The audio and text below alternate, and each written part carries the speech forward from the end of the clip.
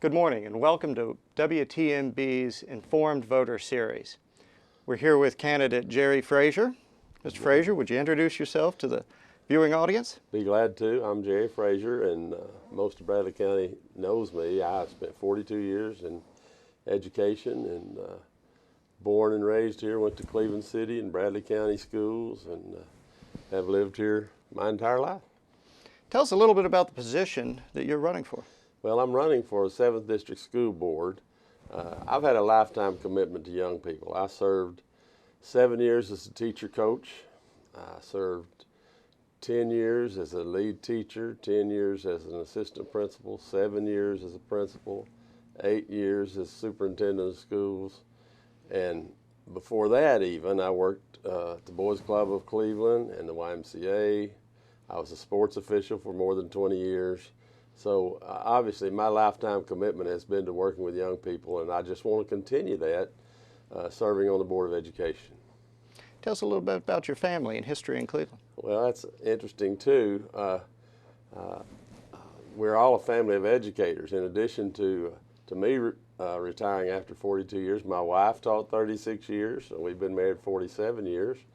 My son Eddie's a teacher coach. His wife is a teacher.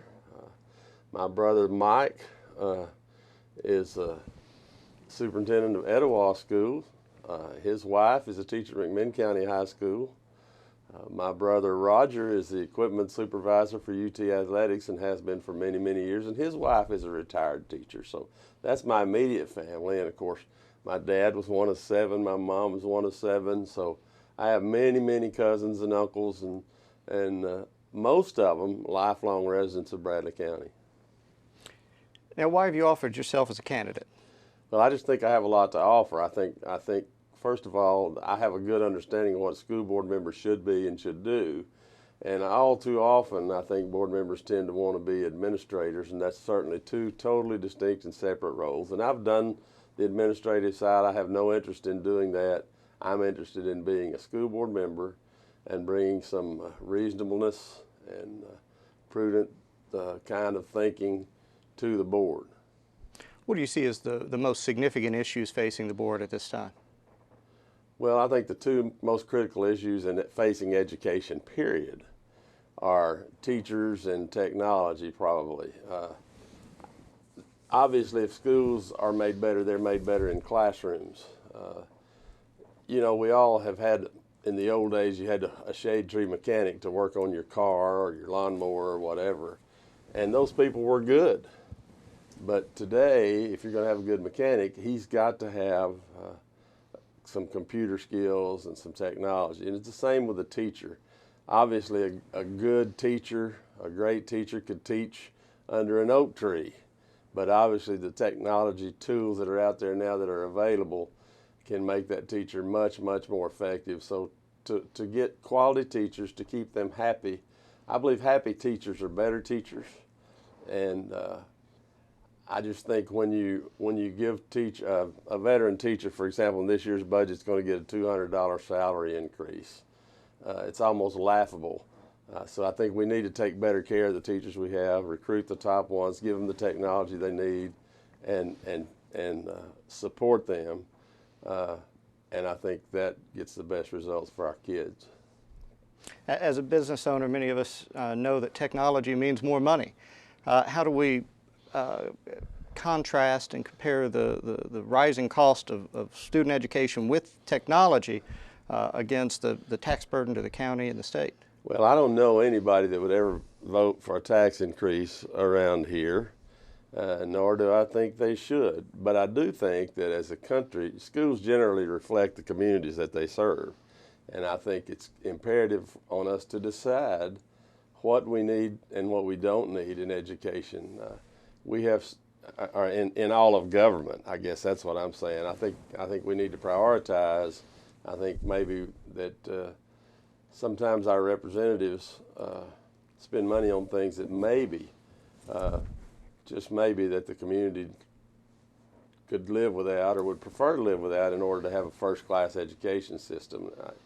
You know, I don't know that I can sit here and tell you what those are, but at the federal level, for example, you've got the U.S. Department of Education, which is as far as I'm concerned, totally unnecessary, unless you want to look at the conduit of tax dollars that flow through there. But the idea of education somehow being controlled by someone in Washington is just so far out there that it doesn't make any sense. It should be a state and local function. Now, recently there's been a lot of talk about the curriculum in the school systems. There was an article in last week's paper about that.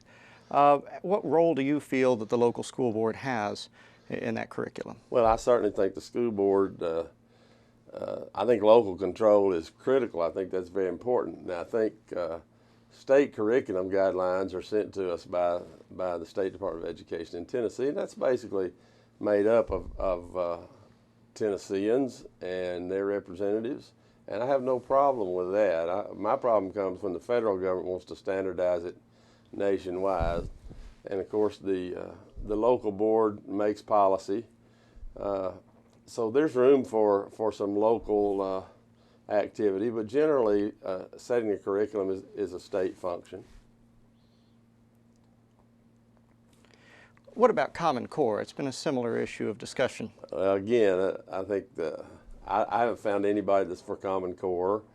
Not that we don't want to hold our teachers and our students accountable. We do, and I know it's a global economy, and they have to compete for jobs with people around the world, not just down the street. But I think those standards again need to be set by states and locals, and not from Washington, D.C. The county has a new superintendent, Ms. Cash. Right. What are your feelings about Ms. Cash? I've met Dr. Cash and been around her at, I don't know, a dozen or more times in athletic events and school functions, and she seems to be a very sharp, very personable lady, and I look forward to working with her. What do you think that you can do different on the school board?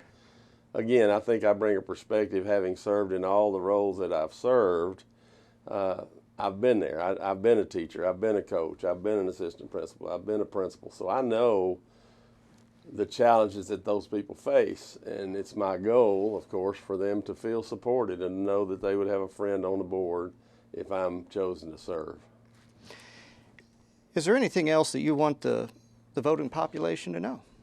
Well, I think two things that the current board has been, I guess, bragging about, and I'm not saying that they shouldn't, but they're getting the Lake Forest building built without a tax increase. Well, when I was superintendent, we added on to about 8 campuses without a tax increase.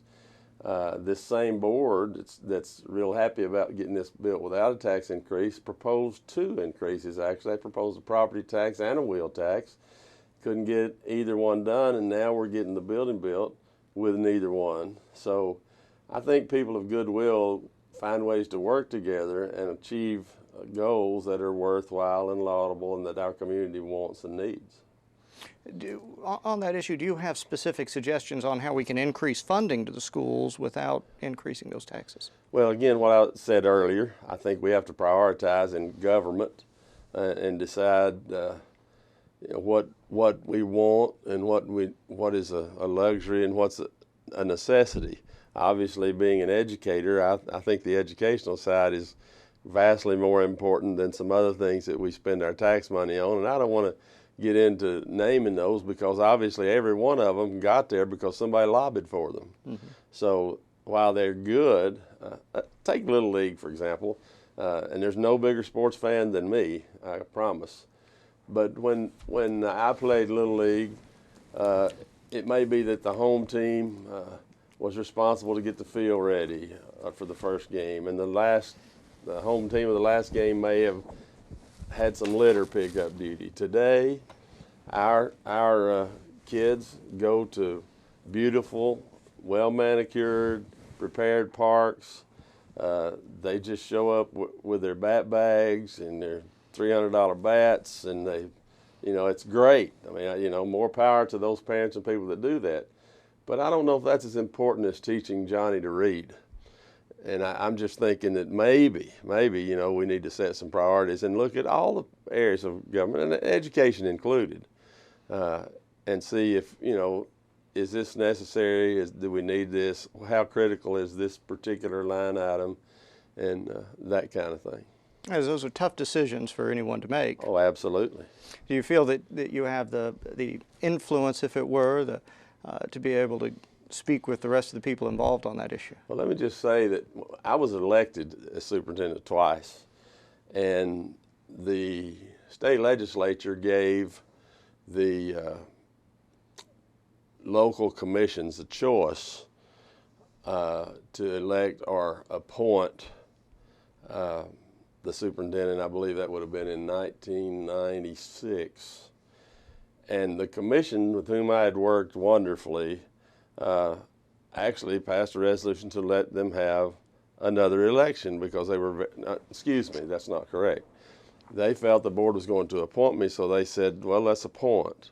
Well, that didn't happen, and when it didn't happen, then the commission went back and changed their position and forced one to have one more election. So obviously the commission at that time was very happy and very pleased with my leadership, and I have no problem. I get along with all those guys now, and most of them are really good friends. Some of them have been on the Board of Education. Some were principals under my leadership. So I don't think that would be an issue at all. And I haven't done the math on this, but it appears with your amount of experience, do you think that you have more experience in the education realm than any of the other candidates running? Oh, absolutely. The wealth of experience that I've had far exceeds anybody else. And my opponent's a good man. I've known him for many years. He moved here to go to Lee, and he's been a Bradley County educator and counselor, and he's a good man. It's just time for a change. Yes, sir. Yes, sir. Is there anything else you want to tell the candidates before we close?